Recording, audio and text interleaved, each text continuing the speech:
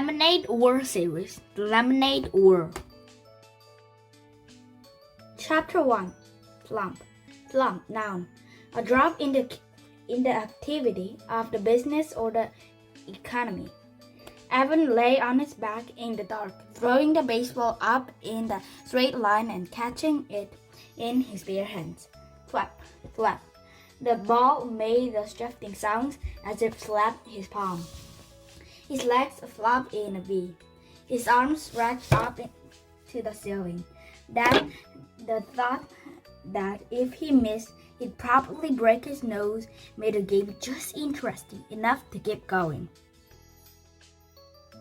On the floor above, he heard footsteps, his mother's, and then long, loud, scraping, groaning sounds. He stopped throwing the ball to listen. His mother was dragging something heavy across the kitchen floor, probably the broken air conditioner. A week ago, right at the beginning of the heat wave, the air conditioner in his mother's attic office had broken. The man from Sears had installed the brand new one, but left the old one sitting right in the middle of the kitchen floor. The trash kids had been walking around it all week. Scrap!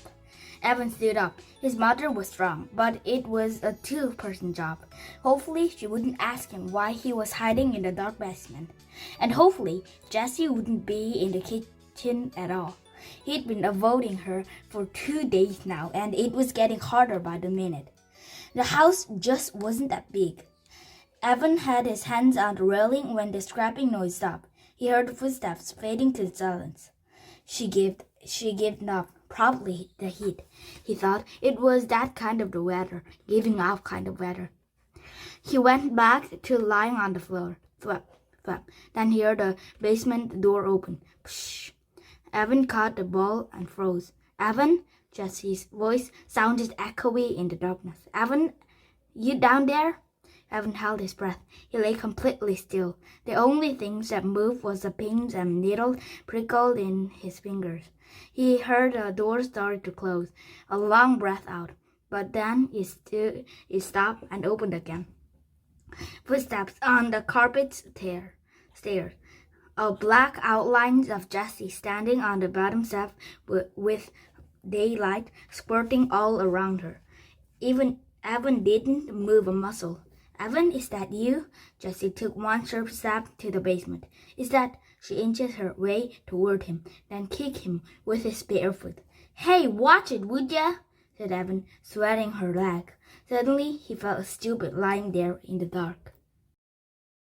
I thought you were a sleeping bag, she said. I couldn't see. What are you doing down there? How comes the lights are off? It's too hot with the lights on, he said. He talked in a flat voice, trying to sound like the most boring person on the whole planet.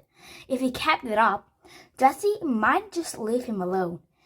Mom back in her office, said Jessie, lying down on the porch, working. She groaned as she said a word. Evan didn't say anything. He went back to throwing the ball, straight up, straight down. Maybe silence would get Jessie to leave. He was starting to feel words piled up behind him, crowding his lungs, forcing out all the air. It was like having chestful of bats, beating their wings, fighting to get out. She tried to move the air conditioner, but it's too heavy, said Jessie. Evan tightened up his lips. Go away, he thought. Go away before I say something mean. It's gonna be hot all week, Jessie continued. In the 90s, all the way up till Labor Day. Flap, flap. So, what do you want to do? Jessie asked. Scream, said Evan. Jessie never got it when you were giving her a big freeze. She just went right on acting as if everything were great. It made it really hard to tell her to bug off without telling to bug off. Whenever Evan did that, he felt bad. So what did you want to do? Jessie asked again, nudging him with her foot. It was a direct question. Evan had to answer it or explain why he wouldn't. And he couldn't get into that. It was too complicated. too hurtful. Huh? So what do you want to do? She asked for the third time. Doing it, said Evan. Nah, come on, for real.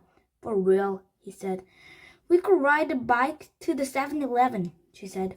No money, he said. You just got $10 from Grandma's for your birthday. Spend it, said Evan. On what? Stuff, Evan said.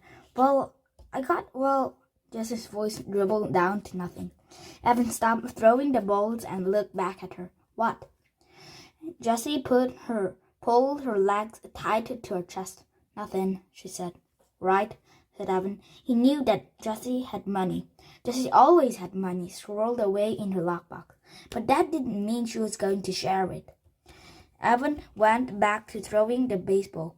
He felt the tiny flames of anger shoot up and lick his face. Flap, flap. We could build a fort in the wood, said Jessie. Too hot. We could play Stratego. Too boring. We could build a track and race marble. Too stupid.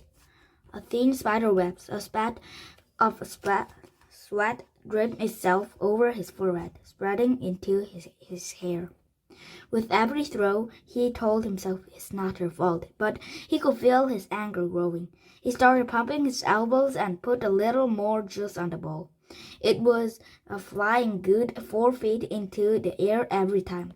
Straight up, straight down. Pop, flap, pop, flap. The bat in his chest were going nuts. What is the matter with you? Asked Jessie. You've been so weird the last couple of days. Oh man, here they come.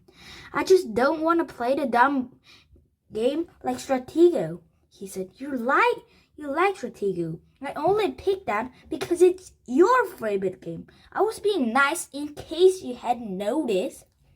Look, there are only 6 days left of summer, and I'm not going to waste them playing a dumb game. Evan felt his heartbeat speed up. Part of him wanted to stab a sock in his mouth, and part of him wanted to deck his sister. It's the stupid game, and it's for babies, and I don't want to play the stupid baby game. Pop, flap, pop, flap. Why are you being so mean? Evan knew he was being so mean, and he hated being mean, especially to her. But he couldn't help it. He was so angry and so humiliated and so full of bats, there was nothing else he could be, except alone, and she'd taken even that away from him. You're a genius, he said. You'll figure it out. Good. That would shut her up, for once. Evan watched the ball fly in the air. Is that because of the ladder? Jessie asked. Crack. Evan had taken his eyes off the ball for 1 second, just for 1 second, and the ball came crashing down on his nose. Crude! Oh, crude! He crawled over onto his side, grabbing his nose with both hands. There was a bleeding, blooming pain right behind his eyes that was quickly spreading to the other edge of his skull. Do you want some ice? He heard Jessie ask in a calm voice.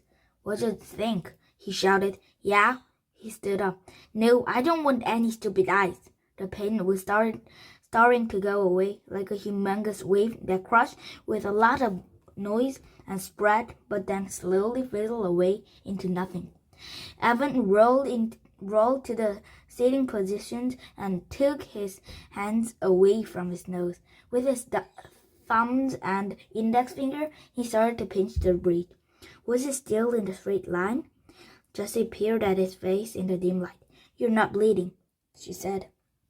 Yeah, well, it hurts, he said. A lot. It's not broken, she said. You don't know that, he said. You don't know everything, you know. You think you do, but you don't. It's not even swallowed. You're making a big deal out of nothing. Evan held his nose with one hand and hit his sister's knees with the other. Then he picked up the baseball and struggled to his feet. Leave me alone. I came down here to get away from you, and you just had to follow. You ruined everything. You ruined my summer, and now you're going to ruin school. I hate you. When he got to the bottom of the steps, he threw the baseball down in disgust. Thud. Chapter 2. Breakup. Breakup. Noun. Dissolution of unit, an organization or a group of organizations. The Justice Department sometimes forced the breakup of the large corporation into several smaller companies. Just didn't get it. She just didn't get it. What was Evan's problem? He'd been acting like a weirdo for 2 days now, and it was 2 days ago that the letter had arrived. But why would he be so upset about that letter? It is a puzzle, Jessie told herself, and I'm good at puzzle. But it was a puzzle about feeling, and Jessie knew that feeling were her weakest subject. Jessie sat in the cool darkness of the basement and thought back to Monday, the day the letter had come. Everything had been normal. She and Evan were putting together the lemonade stand in the driveway when the mailman walked up and handed Jessie a bundle of letters. Evan never bothered to look at the mail, but Jessie was always entering contests and expecting to win, so she flipped through the letter right away. Boring, boring, boring, said Jessie as each letter flashed by. Hey, something from school. Addressed to Mom. She held up the plain white envelope. What do you think? Don't know, said Evan.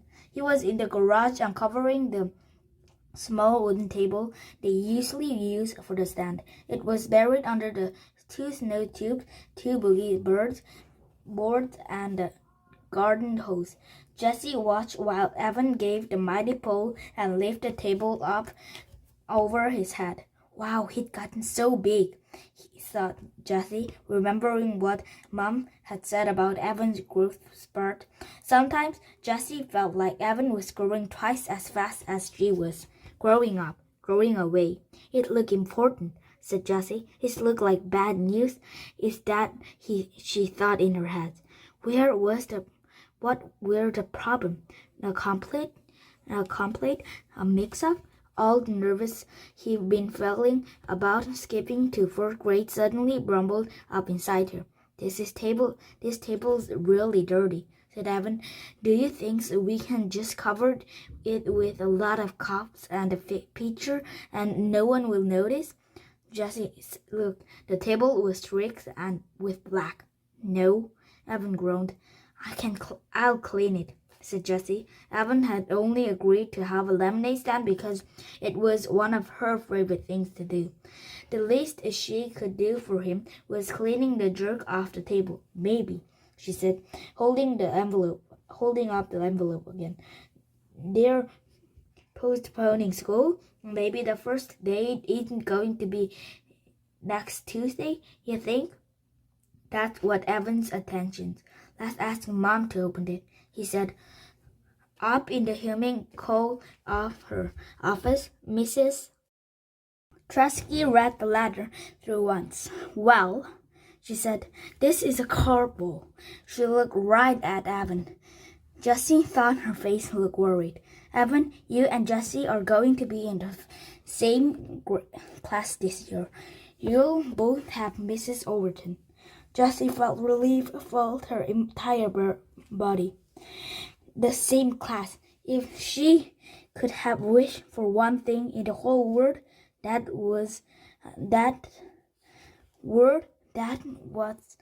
what she would have wished for. She would be with Evan, and Evan would make everything easier. He would introduce her to all these 4th graders. He would show them all that she was okay, not some pony second grader who didn't really belong. But Evan didn't look happy. He looked angry. Why? He asked in the almost shouting voice. Mrs. Tracky scanned the letter. Well, the classes are small to start with, and now some of the 4th graders they thought wouldn't be attending aren't because they're moving or switching to private schools. So they need to combine the 2 small classes into one bigger class. That is so unfair, said Evan. I wanted Mrs. Colby, and I don't want... He looked at Jessie. That is so unfair. Jessie was surprised.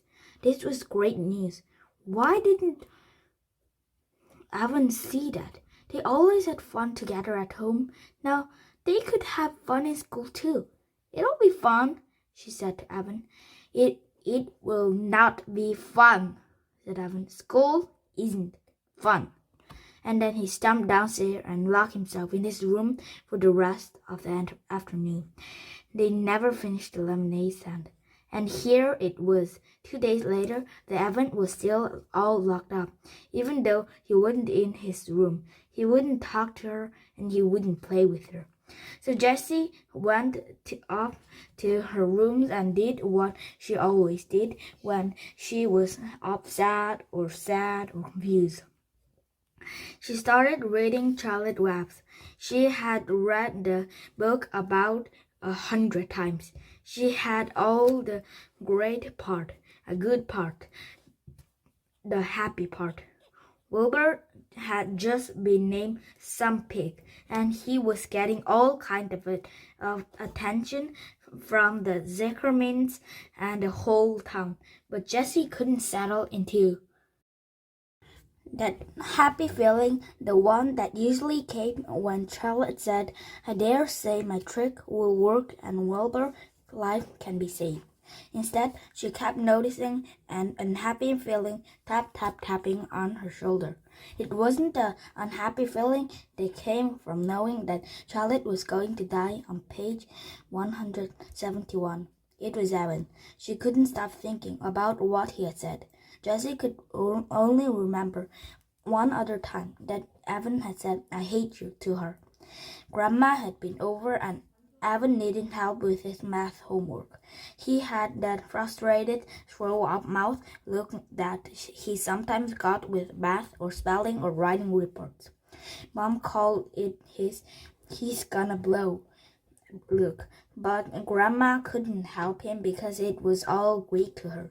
So Jessie had shown him how to do each problem. Well, she just sort of jumped in and done the problem for him. That was helping, wasn't it?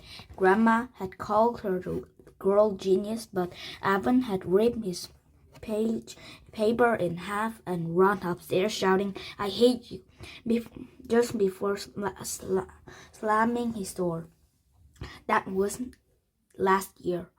Jessie rested the book on her stomach and stared at the ceiling.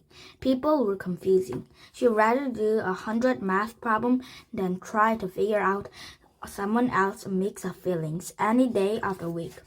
That's why she and Evan got along so well. He just tell her straight out, I'm mad at you because you ate the last Rice Krispie treats. And then she could say, sorry, hey, I got some Starburst in my room. You want them? And that would be that. Agent was a straight shooter, not like the girl at school, the one who had started that club. She rolled over onto her side to get away from Dee's thought. Across the room, against the opposite wall, she noticed the 3 pieces of warm curl her mom had brought for Jessie's Labor Day project. Every year, Rotary Club sponsored a competition for kids to see who could come up with the best display related to the holiday. This was the first year Jessie was old enough to participate, and she had begged her mom to buy foam core and gel pens and fluorescent paper and special sticker for her display. She was determined to win the prize money, $100, but she hadn't been able to come up with a single idea that seems good enough. So here it was, just 5 days before the competition, and the foam core was still completely blank. Jessie reached for her book. She didn't want to think about the girl at school, and she didn't want to think about the competition. She started reading again. Wilbur and Charlotte were at the fair, and Charlotte was beginning to show her age. Jessie read the word that Wilbur said to his best friends. I'm awfully sorry to hear that you're feeling poorly, Charlotte. Perhaps if you spin the webs and catch a couple of flies, you'll feel better. Well, the second part didn't apply at all, but Jessie imagined herself saying the first line. I'm awfully sorry to hear that you're feeling poorly, Evan. It sounded about right. At least it would show him that she cared, and Jessie knew that this was important when someone was feeling upset. She decided to go downstairs and give it a try. She would do just about anything to get Evan back to the way he was before the ladder. Jessie looked in the kitchen and the backyard. No Evan. She was halfway down the step to the basement when she heard a noise coming from the garage. She opened the door and felt the full heat of day on her skin. It was like some giant had blown his hot, stinky breath on her. In the garage, she found Evan and Scott Spencer. Weird, she thought. Evan didn't even like Scott Spencer. They've been on again, off again friends from kindergarten. But ever since Scott had purposely put Evan's bike helmet under the wheel of the Tresky's minivan so that Mrs. Tresky ran over it when she backed out, the friendship had definitely been off. Jessie looked Evan to Scott and back again. Now she had no idea what to say. I'm awfully sorry to hear that you're feeling poorly, Evan. Didn't seem to make much sense when Evan was obviously having fun with his friends. She tried to think of something else to say. All she could come up with was, What are you doing? The boys were bent over the piece of cardboard. Evan was riding a ladder with a skinny red felt tip pen. The purple cooler was in the middle of the garage and 2 plastic chairs were stacked on top of it. On the top chair was a brown paper bag. Nothing, said Evan, not looking up. Jessie walked over to boys and peered over Evan's shoulder. Lemonade, 50 cents. She said, You spell lemonade wrong. It's an O, not an I. But she thought, oh good, a lemonade stand, my favorite thing to do. The boys didn't say anything. Jessie saw Evan's mouth tighten up. You want me to make a lemonade? She asked. Already made, said Evan. I could decorate the sign, she said. I'm good at drawing butterflies and flowers and things. Scott snorted. We don't want girl stuff like that on our sign. Do you want to use my lockbox to keep money in? It's got a tray with separate compartment for all the different coins. Nope, said Evan, still working on the sign. Well, she said, looking around, I can clean the table for you. The small wooden table, still covered in black streak, was pushed up against the bike. We are not using it, said Evan. But we always use the table for a stand, said Jessie. Evan pushed his face in her direction. We don't want it. Jessie took a couple of steps back. Her inside felt runny, like a fried egg that hadn't cooked enough. She knew she should just go back into the house. But for some reason, her legs wouldn't move. She stood still, her bare foot rooted to the cold cement. Scott whispered something to Evan, and the 2 boys laughed, low and mean. Jessie swayed toward the door, but her feet stayed planted. She couldn't stand it that Evan wanted to be with Scott, who was a real jerk, more than her. Hey, she said, I bet you need change. I got a ton. You could have all my change, as long as you pay it back at the end of the day. Don't need it, said Evan.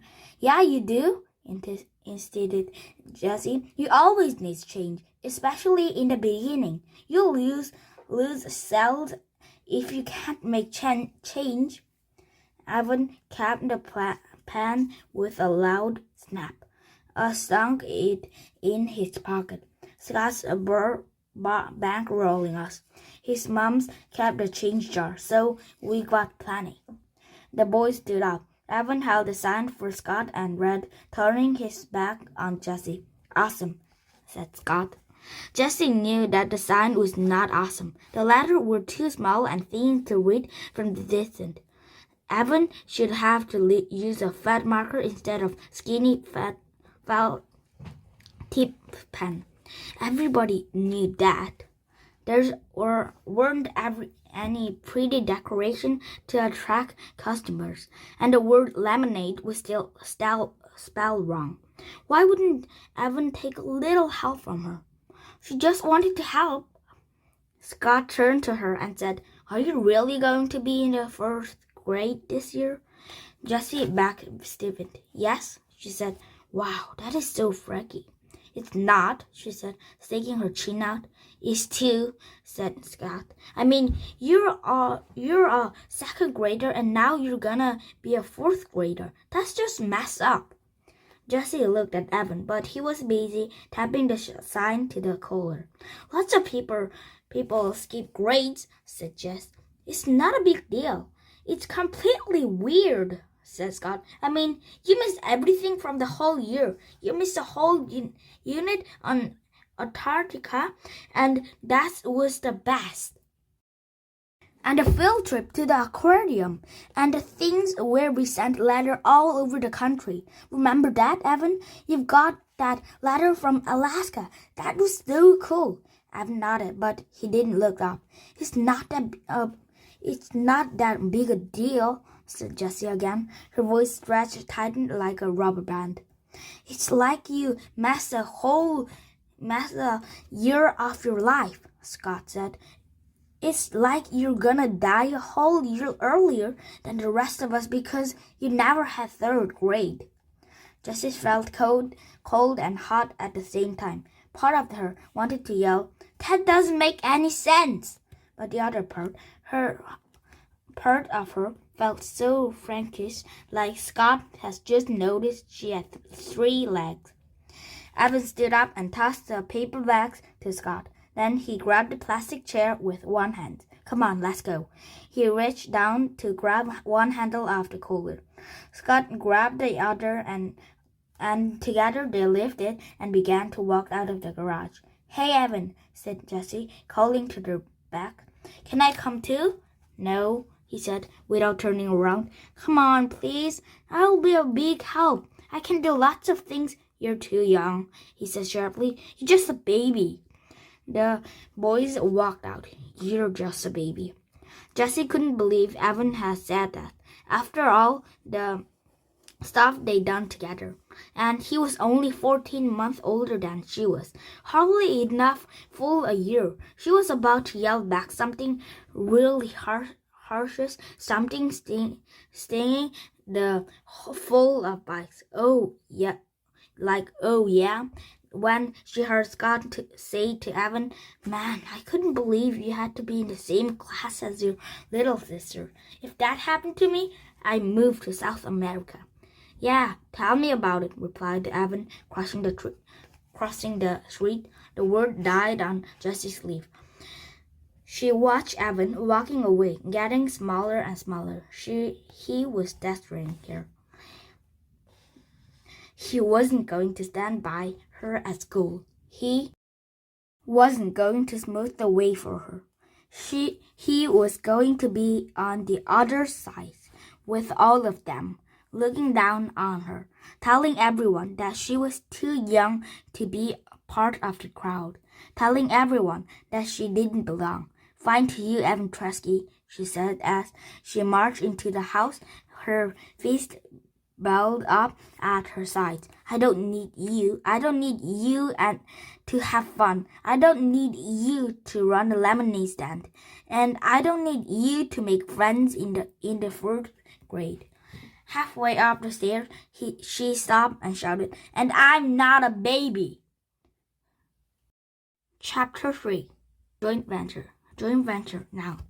2 or more people joining force to sell certain amount of good or to work on the single project.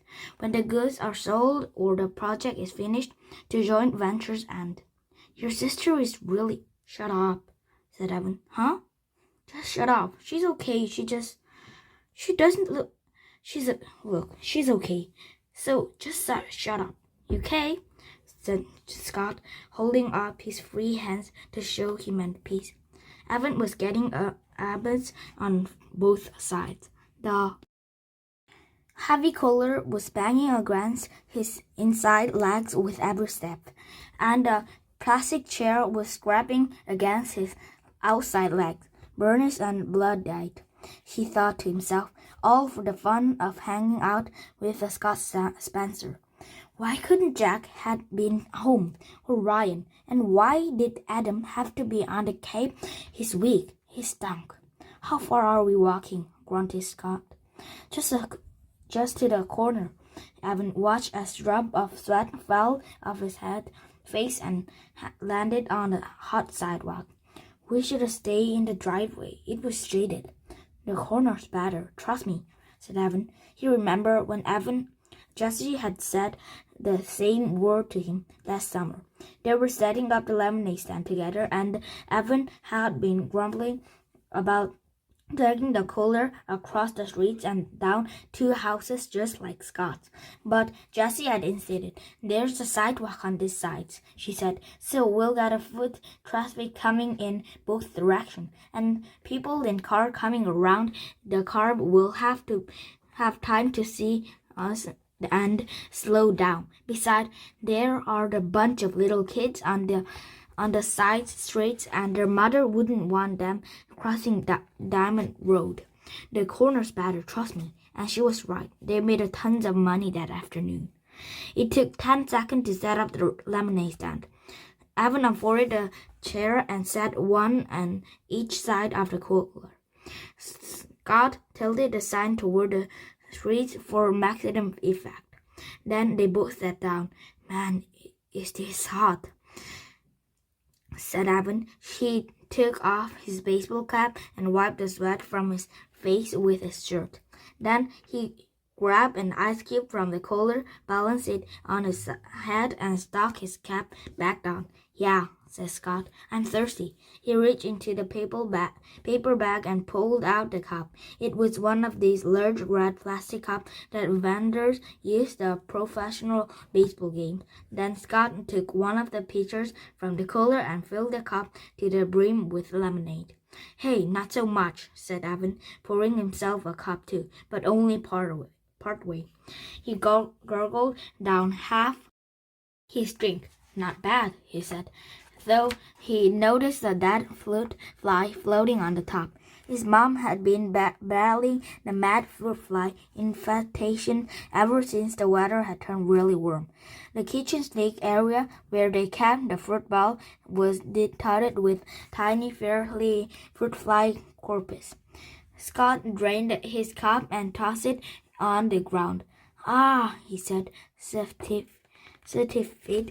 That was good. I'm gonna have another. Evan reached for the trash cup and rolled it on his seat. Nah, come on, Scott. You're gonna drink all our profit if you do that. He stretched his legs out by putting his feet on top of the cooler. Just chill. I'm gonna chill by having another cup, said Scott. There it was. That meant bite in Scott's voice.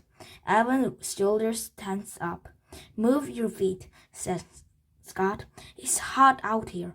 Dude, Evan sat up expectantly and looked down the street. Hey, here comes our first customer.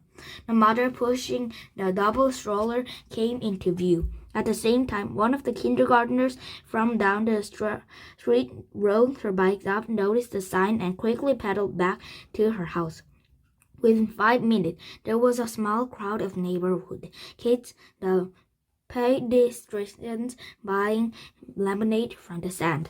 Evan let Scott handle all the money while he take care of the pouring and the sweet talk.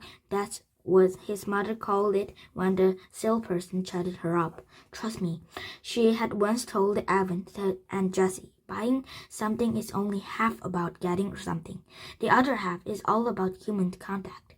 Mrs. Chusky knew about these things because she was a public relation consultant. She even written a booklet called 10 Bright Ideas to Light Up Yourself for one of her planet. And Evan was like her. He was good at talking with people, even grown-ups. It was easy for him. So he kept the conversations flowing along with the lemonade. People hung around. Most of them brought the second cup before they left. Evan was so busy he almost didn't notice Jessie flying out of the garage on her bikes and riding down the street toward town. Good riddance, he thought, but at the same time he wondered where she was going.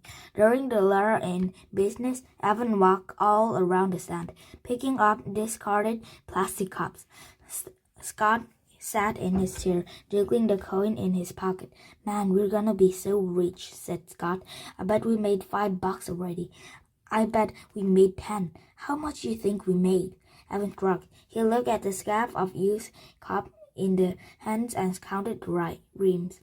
14. They sold 14 cups so far, and each cup of lemonade cost 50 cents. Evan heard Mrs. DeVizzo's voice in his ears. Mrs. DeVizzo had been his third grade teacher, and she'd done everything she could to help Evan with his math. If one cup of lemonade sells for 50 cents and you sell 14 cups of lemonade, how much money have you made? Word problems. Evan hated word problems, and this one was impossible anyway. He was practically sure the right equation was 14 times 50 equals, but how was he supposed to solve that? It was double-digit multiplications. There was no way he could do a problem like that. And besides, some of these 14 people had brought refills but used the same cup. How many? Evan didn't know. Still, he knew they made a pretty good amount of money. That estimate was close enough for him. How much do you think we could make if we stole it all? Asked Scott. I don't know, said Evan. Maybe $20? That sounded high, even to him. But Evan was an optimist. Do you really think? Both boys looked in the cooler. 3 pitchers were empty.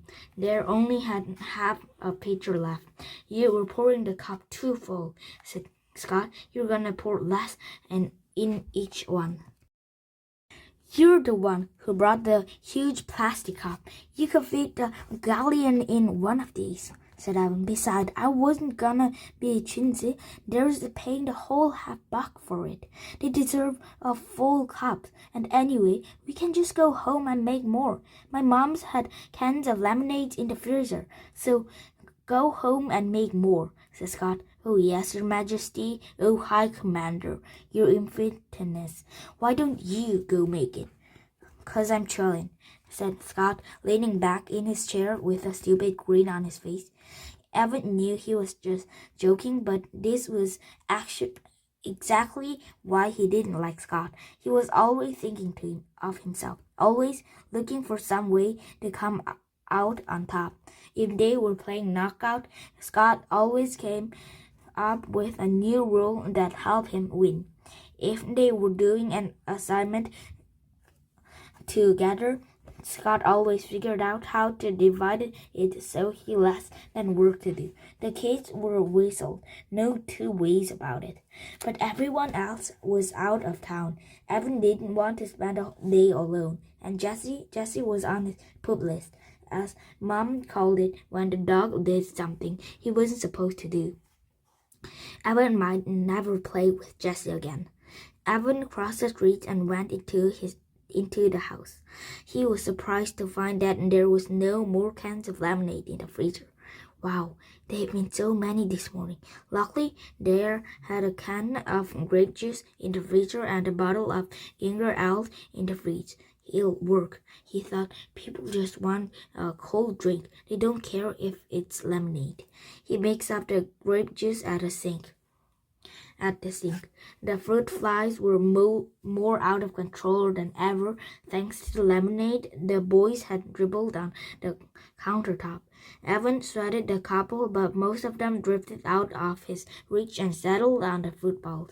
He wished his mother believed in charcoal workforce, but for Mrs. Trisky it was all nature or nothing. Usually nothing. When he went back outside to the lemonade stand, Evan noticed that the last pitcher was turned upside down on the cooler. "Ah, come on, Scout," he said. "What? It was hot, and you said we could always make more." "Yeah, well, we didn't have much in the house, I thought. I've got grape juice and ginger ale." "I hate ginger ale," Scott said. "I wouldn't give you a penny for it." It turned out that lots of people felt the same way. Business was definitely slower. The day got harder.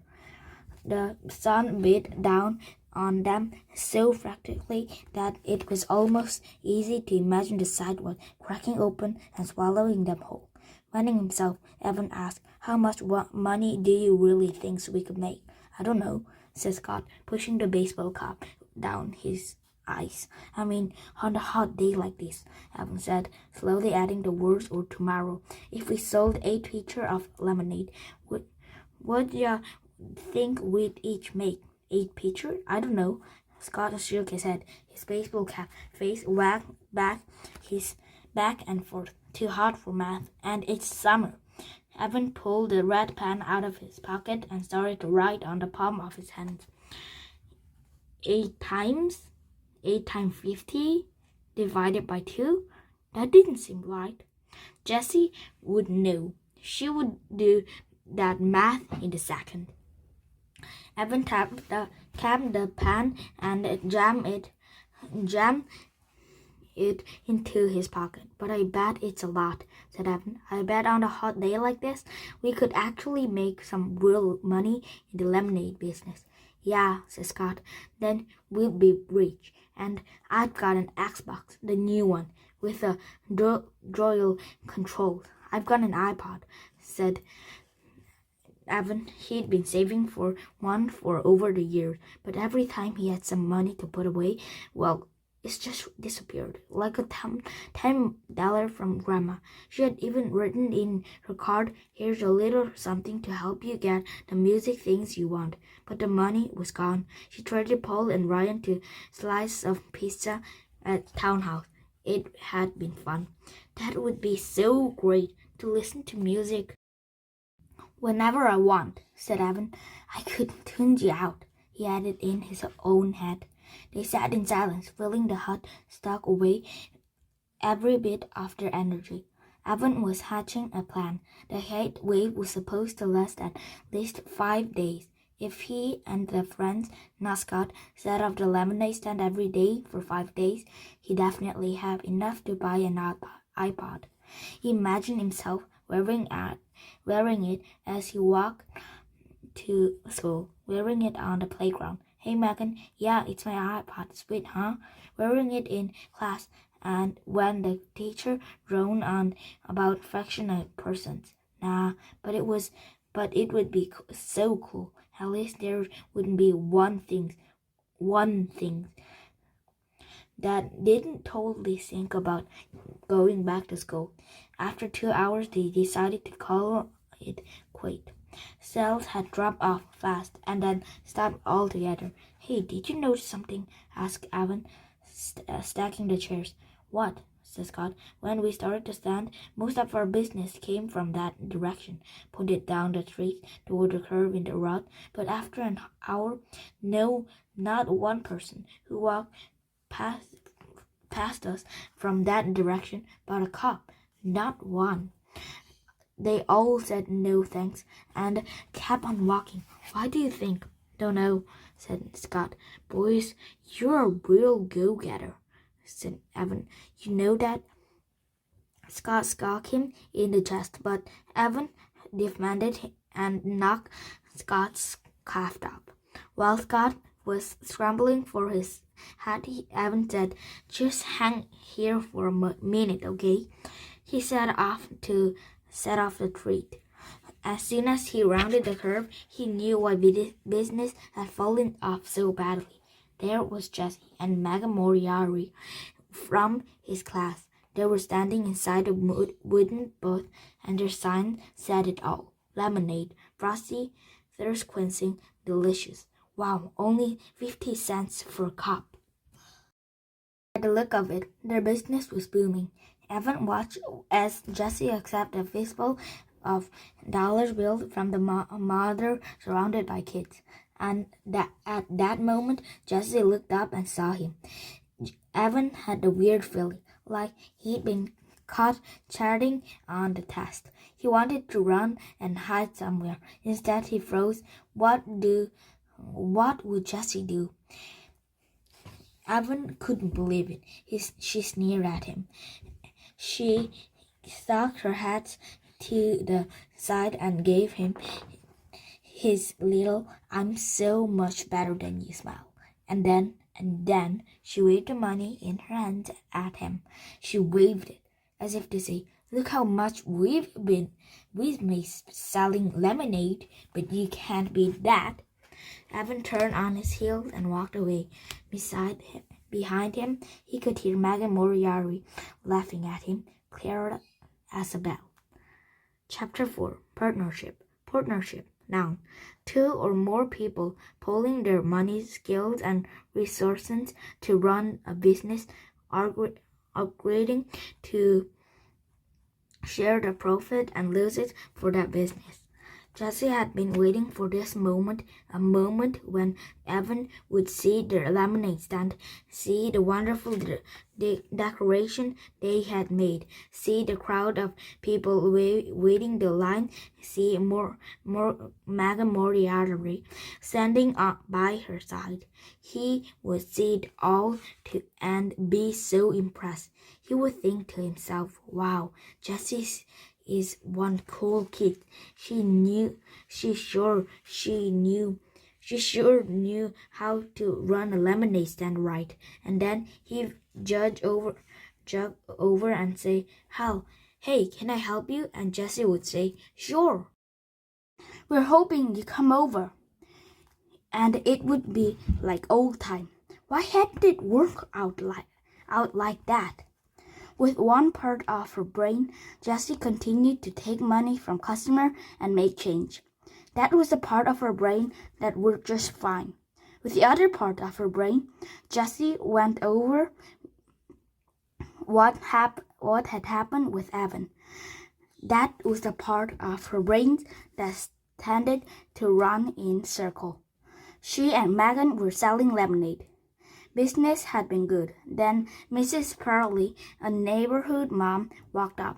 She had a bunch of kids in her backyard running through the sprinklers, and now they wanted 12 cups of lemonade. 12! It was the biggest sale of the day. Megan got cracking pouring the lemonade, and Jessie took a 6 single that Mrs. Pearlie handed her. All the kids from Mrs. Pearlie's backyard were chanting, "Lemonade! Lemonade! Lemonade!" A fly buzzed by Jessie's ears. They've been playing a problem with flies because of the sticky lemonade spill on the sand. And she cocked her head to one side to shoo it, since her hands were busy with the money. And that's when Jessie looked up and saw Evan standing there, staring. So she smiled. But he didn't smile back, so she waved, even though she had all that money in both hands. She waved so he knew that she was happy to see him. And then he walked off, all swift legs and bristly. And she never got to say, "Sure, we were hoping you'd come over," like she whispered in her head. And just then, Tommy Pearlie, who was 2 years old, pulled down his bathing suit and peed right on the lawn. And Megan laughed so loud, Jessie was sure you could hear it all over the neighborhood. That's what had happened. That's exactly what had happened. But Jessie knew that something else entirely had happened, and she didn't get it. the why she didn't get a lot of things about people, and all she knew was that the sight of Evan walking from her for a second time that day, made her feel so sad and alone that she just wanted to run home to her room and curled up on her bed with Charlotte Webb. "Hey, Madam Brigester," said Megan, nudging her. "You're falling behind. Ring 3 for this lady and 1 for this kid here." Jack turned away from the retreating figures of Evan. "That's $1.50, she said to the woman standing in front of her. She took a $5 bill the woman was holding out and made change from her lockbox, focusing all her energy on the part of her brain that worked just fine. It's true that when Evan had first walked out of the garage, Jessie had backed up to her room and tried to think of every way possible that she could make his whole life a living misery. She thought of telling Mom that Evan was one who broke the toaster by playing hockey in the house, which is not allowed. She thought of taking back every one of her CDs from his room, even though she knew that would mean she'd have to give it back all of his CDs.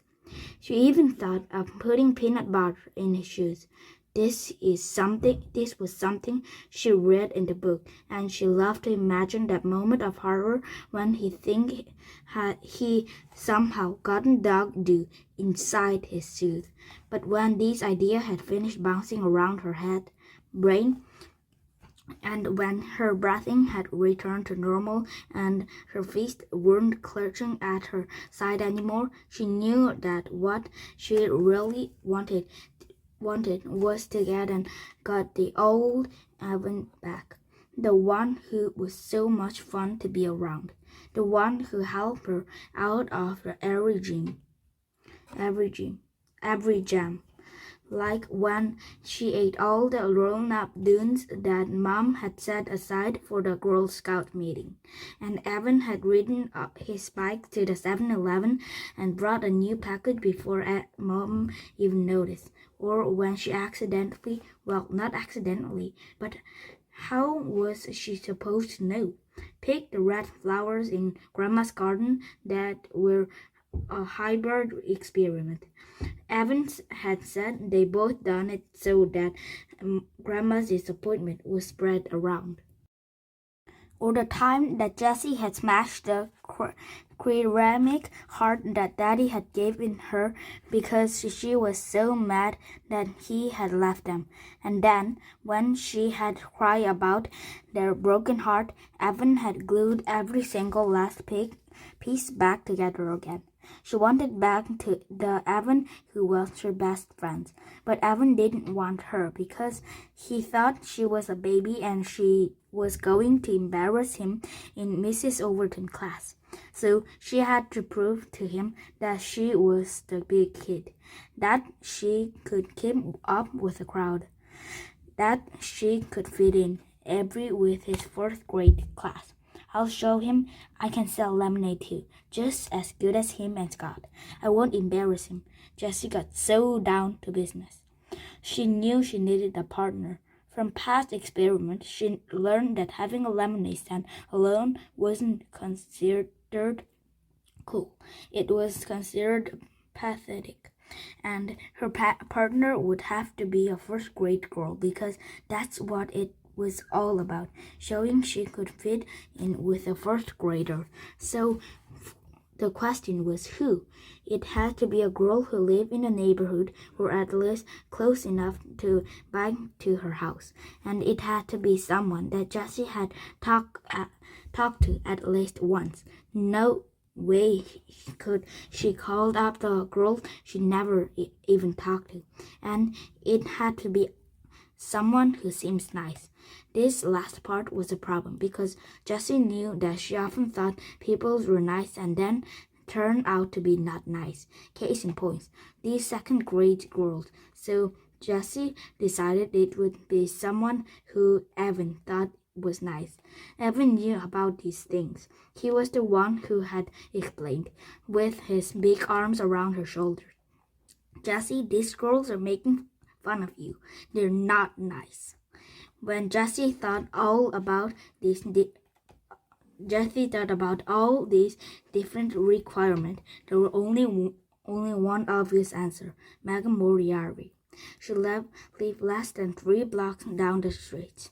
Jessie had said hi to her a few times while biking in the neighborhood, and Evan must have thought she was nice because Jessie had found a piece of paper in his trash can with Megan's names written all over it. Why would he cover page with her names if he didn't think she was nice? She was a nice person. Jessie went to the kitchen and climbed onto the stool so that she could reach the cabinet over the stove. She took down the school phone's book and looked through the listing for both of last year's third grade classes. No Megan Moriarty. Duh.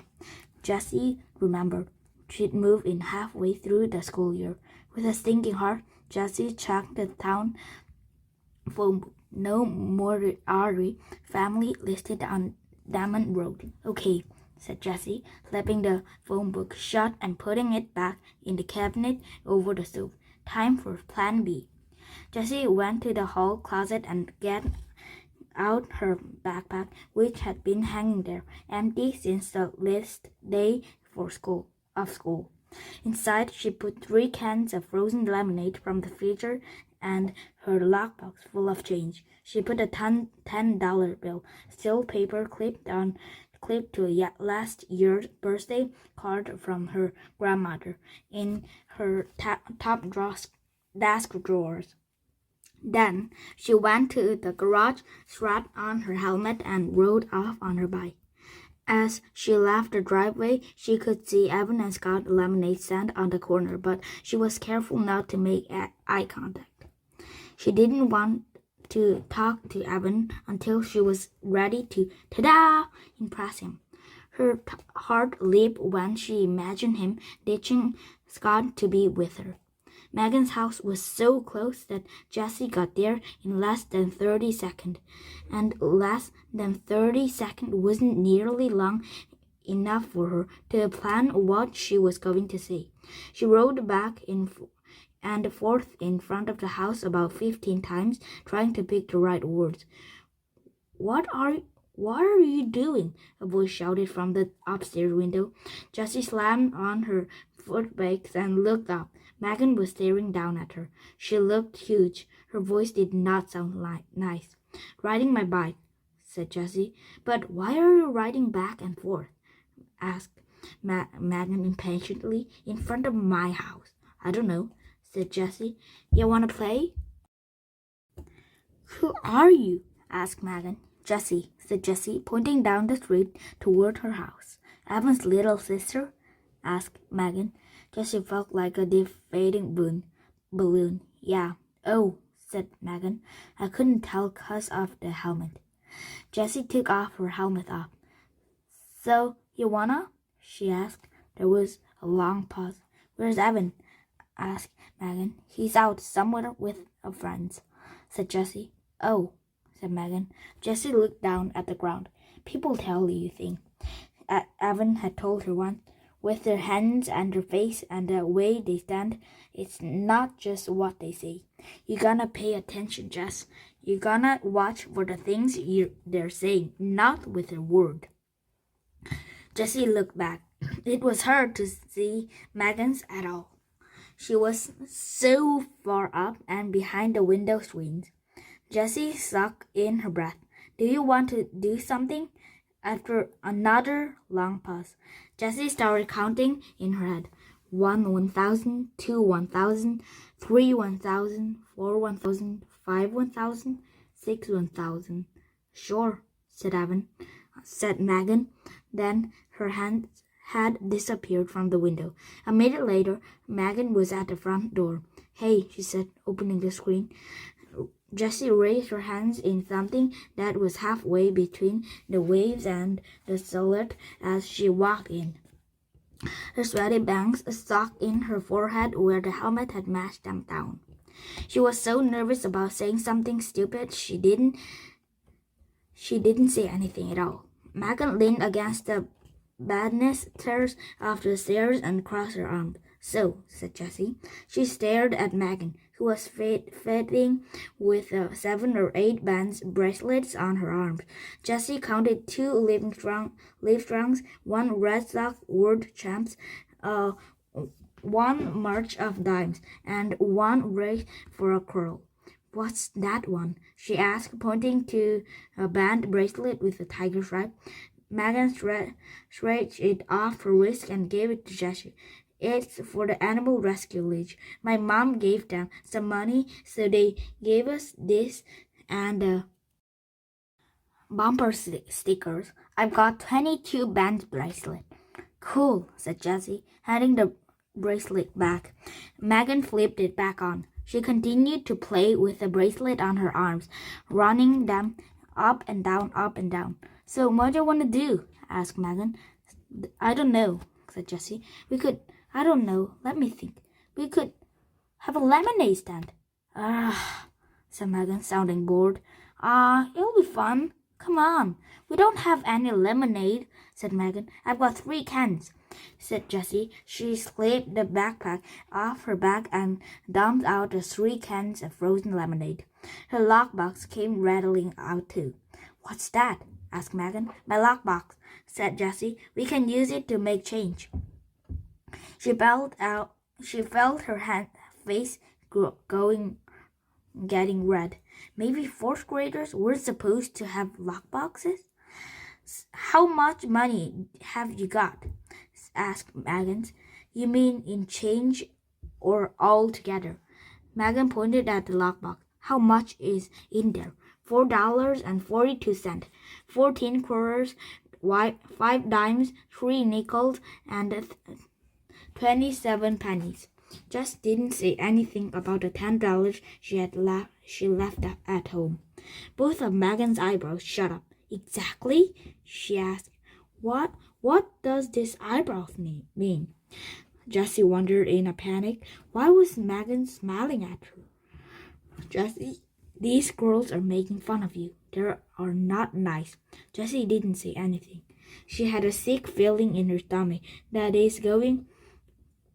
this was going to turn out badly. Megan straightened up. "Wow, you're rich," she said. "Wanna go to the 7-Eleven? We could go Slurpees."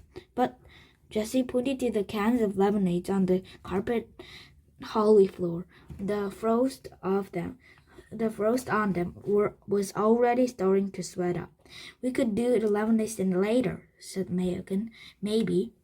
Jessie thought of Scott and Evan racking up sales 2 blocks down.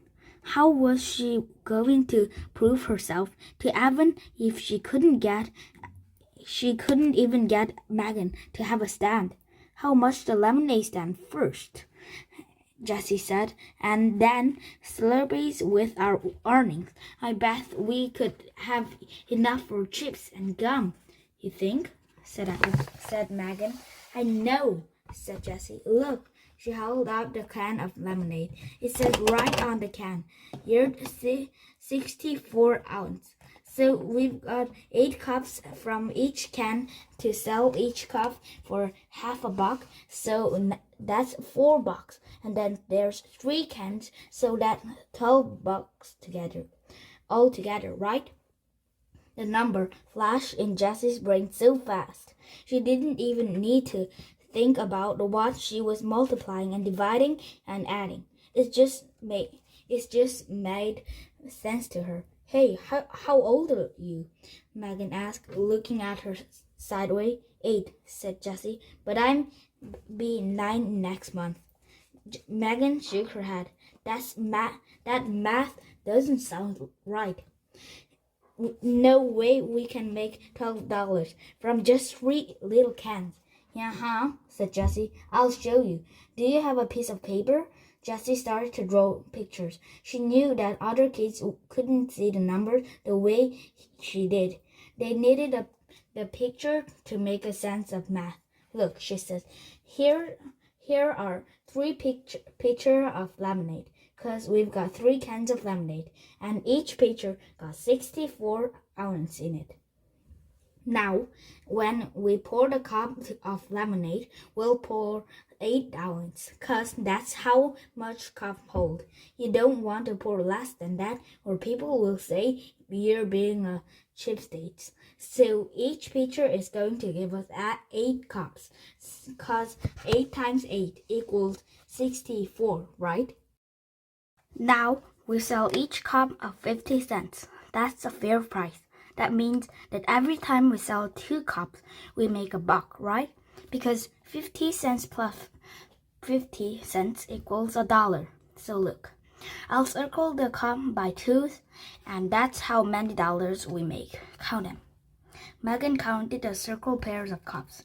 10, 11, 12. That's how much money we'll make, said Jessie, if we sell all the lemonade, and if we do the lemonade stand. Wow, said Megan, you're really good at math. She puffed her cheeks out like a bullfrog's and thought for a minute. Then she popped both cheeks with her hand and said, whatever, let's do lemonade thing. Jessie felt soaked in relief. Maybe this was going to work after all. After an hour later, Jessie and Megan had transformed the little wooden puppet theater in Megan's basement into the hottest new lemonade stand on the block. The stand was decorated with tissue papers, flowers, cut-out butterflies, and glittery hearts. It was a showstopper. And boy, didn't people notice it. Kids in the neighborhood, strangers walking their dogs, moms strolling with carriage, even the 2 guys fixing the telephone wire. They all came to buy lemonade. And just when Jessie and Megan were on the verge of running out, Mrs. Moriarty went to the store and bought 3 more cans, free of charge. So when Mrs. Crowley asked for 12 cups at exactly the moment that Evan rounded the curve and saw her lemonade stand, Jessie felt like she just scored $100 on the test and gotten 5 points for extra credit. So why did Evan stomp off? And how come she didn't feel like she won anything at all? Chapter 5. Competition noun. Rivalry in the marketplace. Dinner that night at the Treskys was quiet, so the explosion that followed seems especially loud. It was Jessie's turn to clear and scrape the dishes. Evan turned to wash and stack. Evan looked at a pile of dusty plate on his left. Jessie was ahead. She was always ahead when it was her turn to clear, but tonight it felt like she was taunting him. To Evan, every plate scrapping sounded like can't keep up. Evan was grabbing the casserole pan when Jessie stacked the last dirty dish by his elbow. Then she stuck her hands under the bucket and rinsed without even saying excuse me, and shook her hands practically right in Evan's face and said, so how much money did you make? That was it. He couldn't hold it in any longer. Why do you do it, huh? Why do you have to ruin the one things I had going? For a second, Evan wasn't sure if he meant the lemonade stand or Megan Moriarty. In the mix of that way, he meant both. There was no way he was going to tell Jessie that after paying back his mother for the 4 cans of lemonade, 1 can of grape juice, and 1 bottle of ginger ale, she'd been pretty irritated when she came down from the office and there wasn't a single cold drink in the house. He had walked away with $2.11. On top of that, he was pretty sure Scout had kept the $5 bill they earned. Well, what was Evan supposed to do? Ask Scott to turn his pocket inside out? Evan hadn't kept track of the sales, so he couldn't be sure. Why'd I do it? Why'd you do it? Why'd you invade that jerk over for a lemonade stand? Shouted Jessie. And how come you wouldn't let me play? You're the one who was mean. You're such a show-off, said Evan. You always have to let everyone know that you're a smart one. I wasn't showing off. I was just trying to have a little fun. You said against the law. You won't do a lemonade stand with me, then I won't do a lemonade stand with you. I'll do one with my friend Megan instead. You cannot be her friends. You cannot be her friends, shouted Evan. Why not? Why not? Because you're a little kid. You don't even belong in the 4th grade. And because you're just an annoying show-off past and no one like you. The word felt like disgusting spiders running out of his mouth. They were horrible, but it felt so good to get rid of them. And Evan saw Jessie's lip tremble. Uh-oh. Jessie was a howler. She didn't cry often, and she didn't cry long. But when she did, it was loud. Mom would come down from her office. Evan would catch the blame. Unfair. But Jessie didn't let loose. Instead, she stood as tall as her runty height would allow and said, Megan's like me. She invited me over to her house tomorrow. We're going to make another lemonade stand and earn twice what we did today. Oh, that was it. She was going to ruin everything. Show him up right in front of Megan, even before the school year started. Make Megan think he was just some stupid loser who couldn't even beat out his babysitter at a lemonade stand. Evan boiled over. I wouldn't count on it, just Juicy, he said. Jessie hated the nickname, and Evan only used it when he had to. I'm going to have a lemonade stand every day until school starts, and I'm going to earn $100 by the end of the summer. Enough for an iPod. Oh, please, like you could if you even wanted to, said Jessie. Megan and I already made $12 each day. We would have $100 like that. Jessie snapped her finger. And then what? Said Evan. You lock it up in your lockbox and save it till you're 50 years old. You're the biggest miser on this planet. Jessie sniffed enough. Her mouth made a funny O. But then she put her hands in her hips and smirked at Evan. For your information, I'm going to make a $100 donation to the charity. Evan snorted. Yeah, right, what's charity? There was a long pause, and then Jessie said, as smooth as whipped cream, the animal rescue leagues. Megan and I talk about it today. You don't even like animals, said Evan. Everybody likes animals, shouted Jessie. And I'm going to give up them $100, so you can't ever call me a miser again. I hope I never had to talk to you again, shouted Evan. Hey, a sharp voice called from the stairs. Mrs. Tresky had a pencil stuck in her hair and a worried look on her face. I would hear you two all the way in the attic with the air conditioner on high. What's up? Evan looked at Jessie. Jessie looked at Evan. They had taken a spirit vow. Ever since Dad had gone, they had vowed not to fight in front of Mom. It made her sad. Sadder even than when Dad left. Nothing, said Evan. Nothing, said Jessie. Mrs. Tresky looked at the two of them. Come on, out with it. What are you two yelling about? It wasn't a fight, Mom, said Evan. We were just joking around. Yeah, said Jessie. We were goofing. Sorry we got you out of your office. Mrs. Tresky looked at both of them with her laser eyes. Jessie hung the dish towels on the oven handle and fiddled with it until it was perfectly straight. Evan bent over the casserole pan and scrubbed as if his life depended on it. He scrubbed so hard his elbows bumped the fruit bowl. A cloud of fruit flies rose into the air and then scattered back down. "Oh, God," said Mrs. Tresky.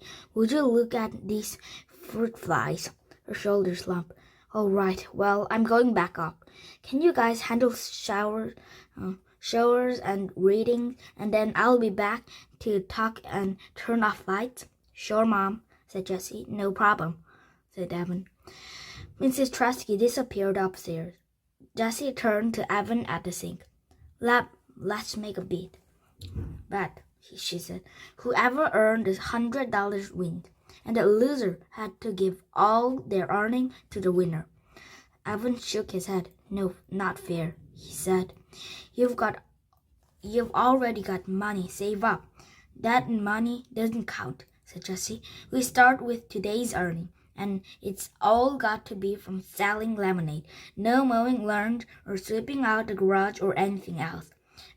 What if neither one of us make 100? said Evan, not like the sound of this deal. "Then whoever makes closest to the 100 wins.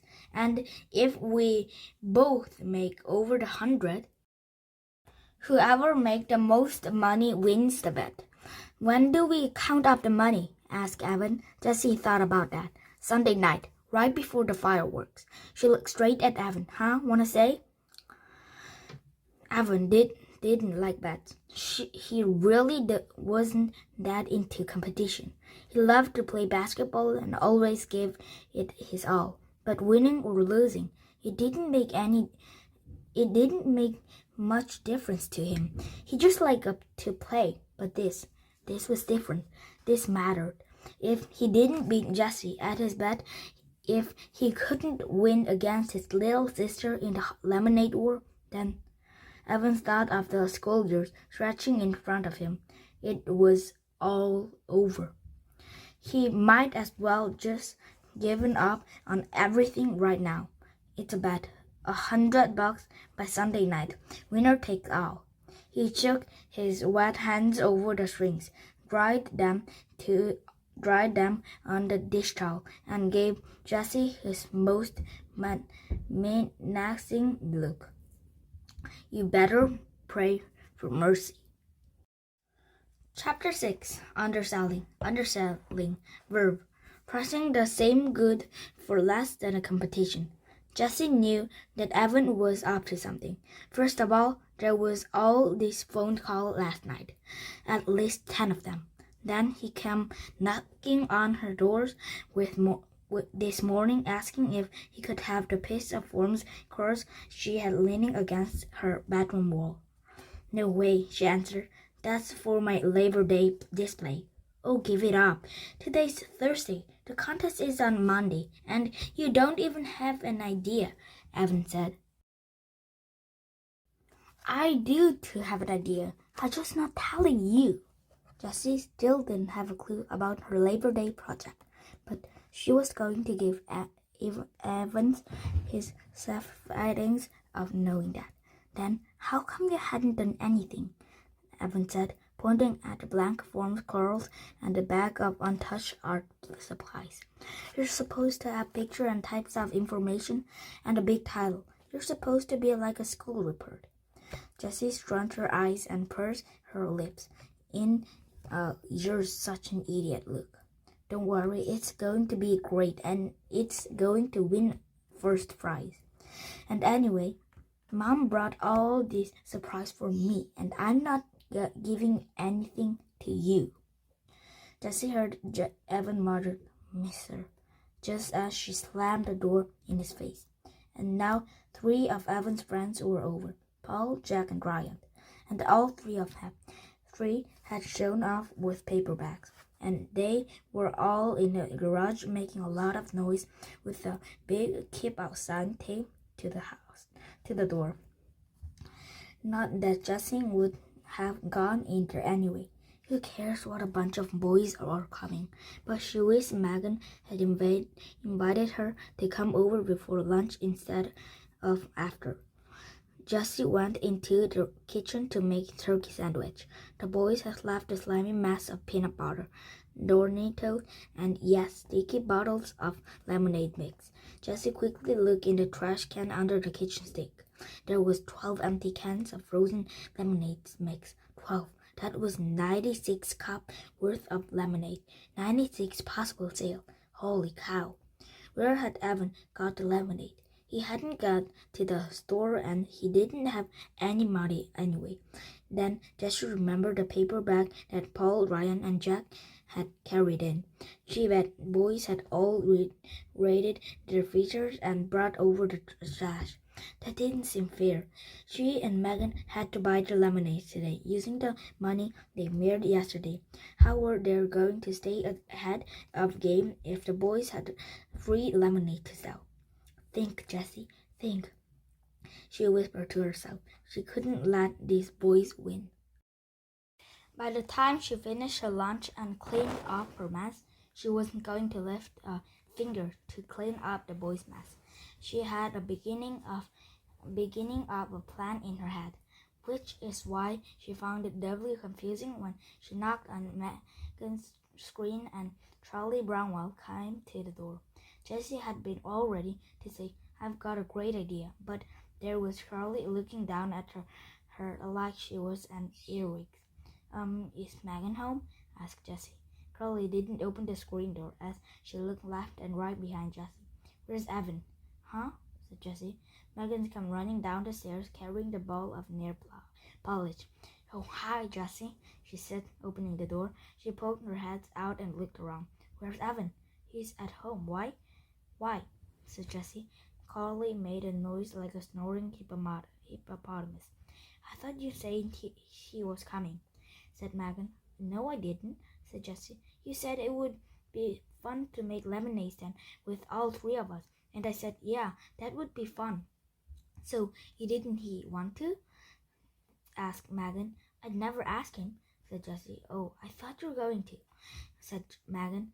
"Then you should have him had said, 'Hey, Jessie, ask Evan if he wants to make a lemonade stand tomorrow,' and then I would have asked them." This was exactly what drove Jessie crazy about girls. They always said things halfway and then expected you to get the other half. And Jessie never got the other half. Carly gave Megan a look. Jessie didn't positive what the look meant, but she was pretty sure it wasn't a nice look. That was the other things that Jessie hated about girls.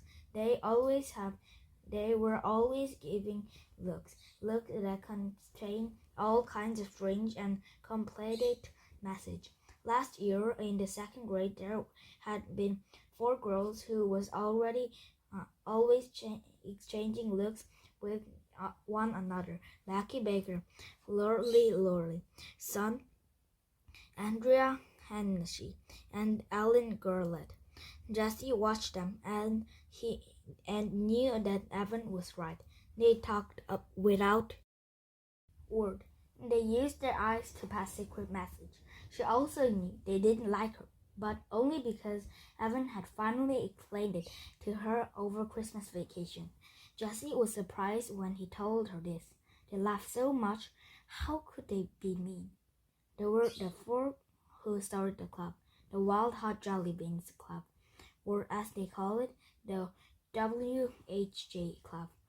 Becky was president, and she was always telling the other what to do. They made sign and paper button and membership cards. The teacher, Mrs. Sauron, didn't usually allow the clubs in the classroom, but she made an exception, telling the girls, "I'll let you wear your button in class, but only if you let all the other kids join, if they want to." But by the end of the day, every kid in class was wearing a WHJ button, even Jessie, who'd never belonged to the club before. It had seemed like Becky was being so nice to her. That shouldn't have been your first clue, Evan said. Evan told Jessie later. Becky made extra buttons for Jessie and even helped tape them all over her skirt. Then she made a special membership card for her and even the WHJ sign that she helped Jessie glued onto her writer workshop folder. Jessie remembered all the girls laughing and Jessie laughing too, and all these strange looks that Becky and Lorelei and Andrea and Albin kept flashing back and forth like secret note passing in class that Jessie could never read. The very next day, Mrs. Soren collected all the buttons, gathered up all the membership cards, and even replaced Jessie's writer workshop folders. No claps in the classroom, she said. I made a bad choice by allowing it, even for one day. On the playground, Jessie went up to Becky. Why is she breaking up the club? She said. Becky gave her a sore look. She'd been grumpy all morning. Don't you get it, you dummy? WHJ doesn't stand for Wild Hot Jelly Beans. We just said that to Mrs. Soren. It stands for We Hate Jessie. It's the We Hate Jessie Club, and everyone in class is a member. Jessie stared at Becky. Why didn't they hate her? What had she ever done to them? It didn't make sense. And then Lorelei, Andrea, and Alan had laughed, and even Becky had managed the smirky grin. Jerk, Evan said later when Jessie told him the whole story. They've got rock for brains, but Jess, you've gotta be on the lookout for girls like that. Standing on Megan's front hall, Jessie stared at Charlie. Something inside told her Charlie was a girl like that. Look, said Jessie, it doesn't matter. Evan can't come over. He's busy. And we've got to get going on lemonade stand. I've got a great idea. We don't want to do a lemonade stand, said Carly. Jessie looked at Megan. It's just that Megan fitted with the bottle of nail polish in her hands the same way she fitted with her band's bracelet the day before. It's kind of hot, and we did a lemonade thing already, and now Charlie's is over. So, you said you wanted to, said Jessie, and I thought you liked me, she added in her head. She felt her lower lip tremble. Not now, she shouted inside. Don't you a big baby. Megan stood there, saying nothing, fiddling with the bottle. Then she turned to Charlie. Come on, Charlie. It'll be fun. We made tons of money yesterday, and it was really fun. Charlie crossed her arms, tightened her lips, and raised one eyebrow. It was amazing how high she could raise that eyebrow. Jessie had never seen an eyebrow go that high. Come on, Charlie, Megan said again. Charlie didn't move a muscle. Well, then I guess, Megan's voice trailed off. She clicked one bottle of nail polish against another so that made a tapping sound that filled the long silence. I guess me and Jessie will do the lemonade stand alone then. Charlie dropped her eyebrows and her arms. Whatever, she said as she walked out the door. Spend the day babysitting if you want. The screen door slammed, followed by a huge bucketful of silence. Whatever, said Megan, intimating Charlie's voice. Jessie laughed, even though she was still stinging from the babysitting remark. Thanks for doing lemonade stand with me, she said. Are you kidding? Said Megan. She's such a sucker jerk. I didn't even invite her over. She just rode by and when I said you and Evan might be coming over, she just walked into the house. Are all the girls in first grade like her? Asked Jessie. She tried to sound casual. Some aren't, said Megan. She sat down on the stairs, opening the bottle of sky blue nail polish. With quickly expert stroke, she started painting her toenail. Hey, that's right. You're going to be in our classes this year. That's so weird, jumping the grade. A lot of people skip the grade, said Jessie. Really? I never met one before. Here, do your toes green and when will be coordinated. Jessie ended up getting more polish on her toes than on her toenails. But by the time they were done, Jessie had explained her plan for the day. Value added. See, she said, pulling 10 bright ideas to lit up yourself from the back pocket of her shirts. She turned the bright idea number 2 and pointed with her finger. Value added. Something extra, such as a special features or attractive packaging. Add by the company to the project that make the product more desirable in the marketplace. That means we give customers something extra they didn't expect. Explained Jessie. I mean, anyone can go home and mix up their own bunch of lemonade, right?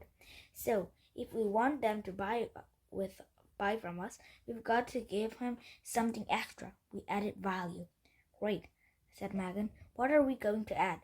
Well, how about chips and maybe pretzels? Everyone likes chips and pretzels. We'll just have a bowl on the tables and anyone who buys lemonade can have some free snacks. So we're adding value. Snacks. Yeah, except Jessie has stayed up late last night reading her mom's booklet. You know what we're really adding? Fun. That's the one things people can get all by themselves. It look like they're selling lemonade and snacks, but we're really selling fun. And everyone wants fun. Wow, said Megan. That's really smart. It'll be like a party. Who doesn't like a party? Jessie nodded her head. She carefully tore out the definitions on the value added from the booklet and put it in her lockbox. Her mother always said some ideas are like in the bag. An hour later, they were all set up. The lemonade stand was newly decorated with scammers and balloons. 3 bowls of snacks, Cheetos, potato chips, and pretzels were set on top. Jessie had lugged Megan's boombox all the way downstairs, and Megan was doing the DJ things with her CD collisions. It looked like a party had somehow sprung up right in the middle of the hot concrete sidewalk. To anyone passed by, the lemonade stand shouted out, "Come over here! This is where the fun is!" As soon as the music had come on, customers had started drifting over. One of the moms across the street set up the sprinkler in her front yard, and soon all the kids in the neighborhood were running through the sprinklers and grabbing handfuls of Cheetos. 2 women walking their dogs stopped for a nibble and ended up staying an hour. And 3 or 4 of the neighborhood mothers sat up lawn chairs nearby and talked and ate pretzels while their kids ran through the water. But Jessie noticed a funny thing. Even though there was an endless buzz of activity around the stand and the chips were flying out on the ball faster than Megan could restock them, they weren't selling much lemonade. "Hey, Jordan," said Jessie as the 4-year-old boy ran in the bathing suit. "Don't you want a cup of lemonade?" Jordan dove of crystal balls and came up with a fistful. "I've too much already. 4 glasses." And off he ran. 4 glasses, said Jessie to Megan. "He didn't buy any. Mrs. Doran, don't you want a cup of lemonade?"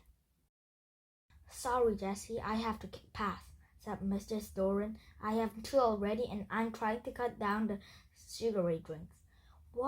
Where's everybody drinking so much lemonade?" wondered Jessie. She looked down the road. "Oh, wait a minute."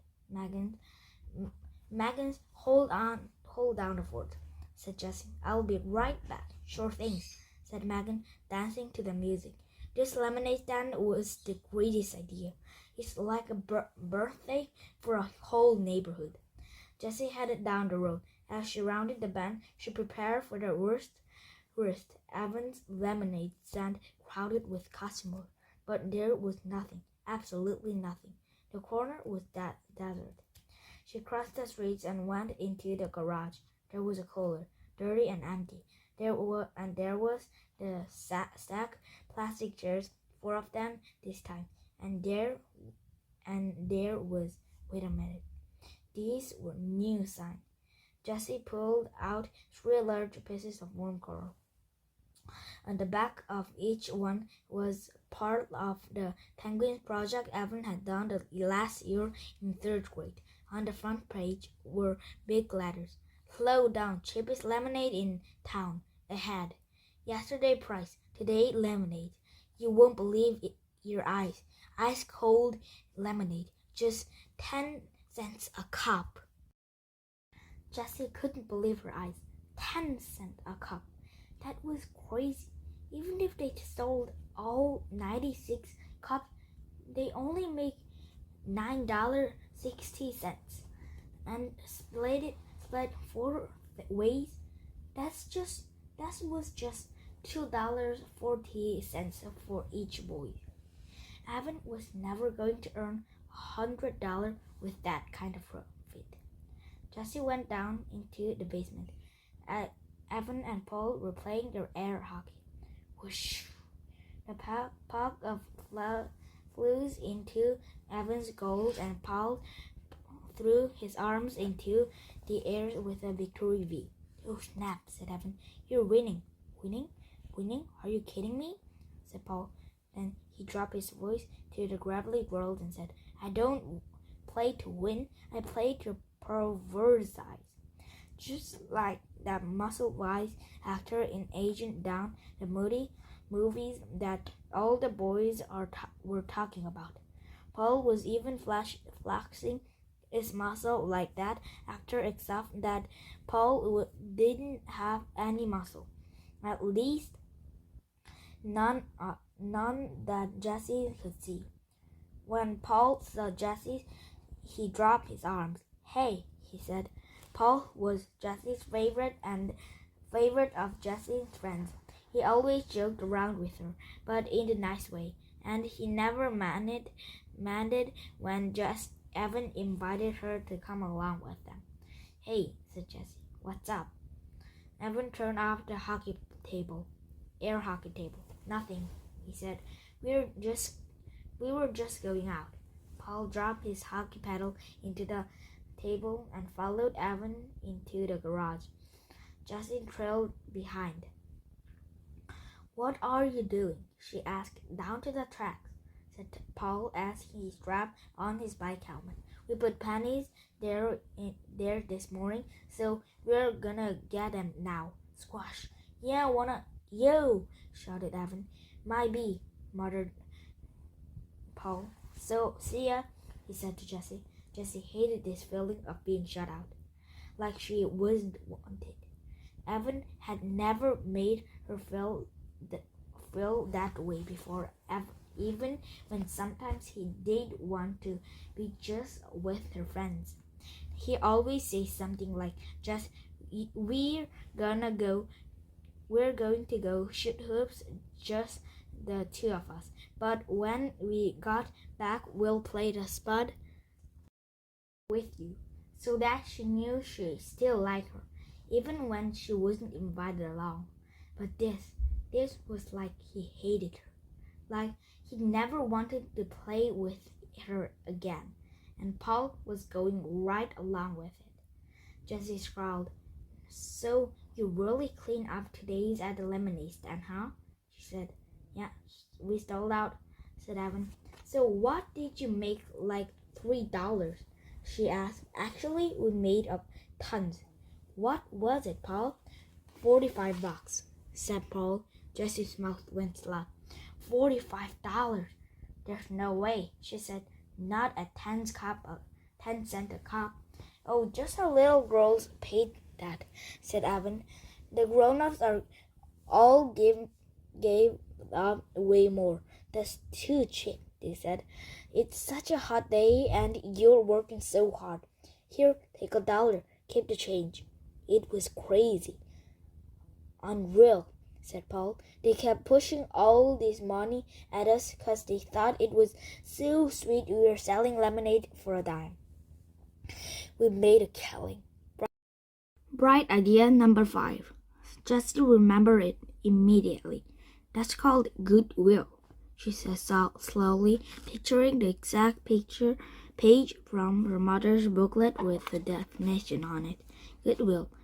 An intangible but recognized asset that results from making and selling good project, having good relationship with your customers and suppliers, and being well regarded in the company. It's when you do something nice in business and ended up paying you back with money, she said. Why hadn't she thought of that? She would be sure to tear out that definition and put it in her lockbox when she got back to the lemonade stand. Well, whatever, we clean up, said Evan. Evan, so, said Jessie, trying to find some way to prove that Evan had not had a good day selling lemonade. You have 4 people working the stand. If you split $45 4-way, that's only $11.25 each, which is still way more than I'm going to make today, she thought, since the whole neighborhood had already filled up on Chip's lemonade. We're not splitting, said Evan. The guy said I could keep it all. Right, said Paul, all for the good cause. That's not fair, said Jessie. Sure it is, said Evan as he got on his bike and pushed up. In case you didn't know, that's what it's like to have friends. Evan crossed the street. Ouch, said Paul. TTFN, Jess. He followed Evan. Jessie was left standing alone in the driveway. Chapter 7. Location, noun. Real estate, terms that refer to the position of the piece of real estate as it relates to the value of that real estate.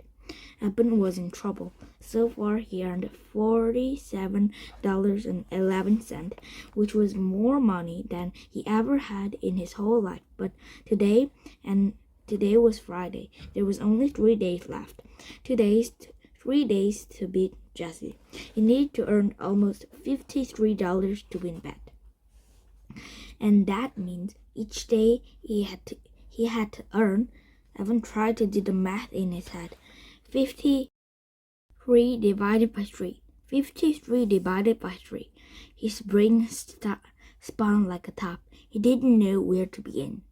He went to his desk, pulled out a piece of paper, his basketball schedule from last winter, and flipped it over to the back. He found a stuffed up pencil in his bottom desk drawer, and on the paper he wrote 53 divided by 3 equals. He stared and stared at the equation on the page. The number 53 were just too big. He didn't know how to do it. Jessie would know how, he muttered, scribbling hard on the page. Jessie could do long division. Jessie had her multiplication fact memorized all the way up to 14 times 14. Jessie would look at the problem like this and just do it in her head. Snap. Evan felt his mouth getting tight. His fingers gripping the pencil too hard as he scribbled dark storm clouds on the page. His math paper from school were always covered in X's. No one else got as many X's as he did. Nobody. Draw a picture. Mrs. DeFizzo's voice floated in his head. She she had always reminded him to draw a picture when he couldn't figure out how to start a math problem. A picture of what? He asked in his head. Anything, came the answer. Anything? Yes, anything, as long as there are 53 of them. Dollar signs. Evan decided to draw dollar signs. He started to draw 3 rows of dollar signs. 1, 2, 3. He counted as he drew. 4, 5, 6. He drew. By the time he reached 53, his page looked like this. There was a $17 sign in each row, and then these 2 extra dollar signs left over. Evan drew the ring around these 2 extras. $17 signs and 2 left over. Evan stared at the picture for a long time, and he wrote Friday next to the first row, Saturday next to the second row, and Sunday next to the third row. Friday, Saturday, Sunday. Evan looked at the picture. It started to make sense. He needed to make $17 on Friday, $17 on Saturday, and $17 on Sunday. And somewhere over 3 days, he needed to make 2 extra bucks in order to earn $53 by Sunday's evening. Evan felt his heart jump in his chest. He had done it. He had figured out 53 divided by 3. That was the first grade problem. That was 4th grade math. And he hadn't even started 4th grade. And no one had helped him. Not Mom, not Grandma, not Jessie. He had done it all by himself. It was like shooting the winning basket in double overtime. He hadn't felt this good since the lemonade war had begun. But $17 a day? How was he going to do that? Yesterday he made $45. But that was because he had help and free supplies from his friends. They weren't going to want to run a lemonade stand every day, especially on the last day of summer vacation. He needed a plan, something that would guarantee good sales. The weather was holding out, that was for sure. It was going to hit 95 degrees today. A real sculpture. People would be thirsty, all right. Evan closed his eyes and imagined a crowd of thirsty people, all waving dollar bills at him. Now, where was he going to find lots of thirsty people with money to spend? An idea popped into Evan's head. Yep, it was perfect. He just needed to find something with wheels to get him there. It took Evan half an hour to drag his loaded wagon to the town center, a distance he usually traveled in less than 5 minutes by bike. But once he was there, he knew it was worth it. It was lunchtime, and the shaded benches on the town green were filled with people throwing in the heat. Workers from the nearby stores on their half-hour lunch break. Moms out with their kids, old people who didn't want to be cooped up in their houses all day. High school kids on skateboards swooshed by. Presser climbed on the life-size sculpture of the circle of children playing ring around the rosy. Dogs lay under trees, their tongues hanging out. Pant, pant, pant. Evan surveyed the scents and picked his spot, right in the center of the green where all the paths met. Anyone walking across the green would have to pass his stand, and who could resist lemonade on a day as hot as this? But first, he wheeled his wagon off to the side, parking it halfway under the huge rhododendron. Then he crossed the street and walked into the Big Dipper. The frozen air felt good on his skin. It was like getting drunk in the vat of just melted ice cream. And the smell, a mix of vanilla, chocolate, coconuts, caramel, and bubblegum. He looked at the tubs of ice cream, all in a row, carefully protected behind the pane of glass. The money in his pocket tingled. He had plenty left over left over after buying 5 cans of frozen lemonade mix with his earning from yesterday. What would it hurt to buy just 1 cone, or a milkshake, or maybe both? Can I help you? Asked the woman behind the center. Yeah, said Evan. He stuck his hand on his pocket and felt all the money. Bills and coins ruffled between the fingers. Money was meant to be spent. Why not spend a little? Evan could just imagine how good the ice cream would feel sliding down his hot throat. Creamy, sweet, like cold, golden deliciousness. He let his mind float as he gazed out at the squirrely bucket of ice cream. The sounds of laughter brought him back to earth in a hurry. He looked around. It was just some girls he didn't know at the water fountain, but it had sounded like Magnus Moriarty. Can you please tell me how much glasses of lemonade cost? $3, said the woman. Really? Said Evan. That much? How big's the cup? The woman pulled the plastic cup off the stack and held it up. It wasn't much bigger than the 8-ounce cups Evan had in his wagon. Wow, $3, that's a lot, said Evan. Well, thanks anyway. He started to walk to the door. Hey, said the woman, pointing to the ice cream case. Are you allowed to give you a taste for free? Really? Said Evan. Then, could I taste the strawberry slam? The woman handed him the tiny plastic spoon with 3 leagues worth of pink ice cream on it. Evan swallowed it all in one gulp. Back outside, he got to work. First, he filled his pitcher with water from the drinking fountain. Then he stirred in the mix. Then he pulled out a big blue marker and wrote a piece of paper, $2 per cup. Best price in town. He barely finished setting up when the customers started lining up, and they didn't stop. For 2 days ago, he would have been jumping for joy. Now he looked at the $5 and thought, it's nothing. Compared to the $100 he needed to win the war, $5 was nothing. He felt somehow that he'd been robbed for something. Maybe the happiness he should have been feeling. He loaded everything from his stand into the wagon, making sure he didn't leave the scrap of leather behind. He still had a glass of lemonade left in one pitcher, not to mention another whole pitcher already mixed up and unsold. So he poured himself a full cup. Then, before beginning the long, hot haul back to his house, he found an empty spot on the shaded bench and pulled his earning out of his pocket. He counted once. He counted twice. Very slowly. He had made $65. A cup and lemonade mix had cost $9. When he added in his earning from Wednesday and Thursday, he had $103.11. Now that's enough, he thought.